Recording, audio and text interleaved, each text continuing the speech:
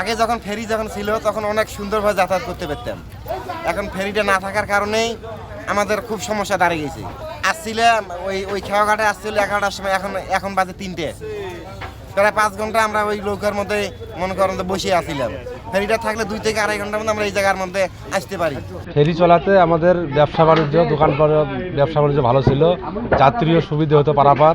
তারপরে মালবাহী ট্রাক আসতো, ঢাকা যেত, ওদেরকে রৌমারি পার হওয়ার সময় কম লাগছিল, খুব সুবিধা হতো আর কি। যাত্রীও মোটামুটিভাবে 50 টাকার মধ্যেই পার হতো, আপ ডাউন করছিল 100 টাকা হলে। আর রৌমারি আপনার কাঠবডিতে পার হলে 100 টাকা লাগে, ফেরিতে কম লাগছিল। মোটামুটি যাত্রীও সুবিধা, আমার দোকান পাড়াও ব্যবসা বাণিজ্য ভালো হতো। অসুবিধাগুলো হচ্ছে যে বিভিন্ন ধরনের যে মালামালগুলো এই নৌ রুটে পারাপার হতো, এটা এখন সম্ভব হচ্ছে না।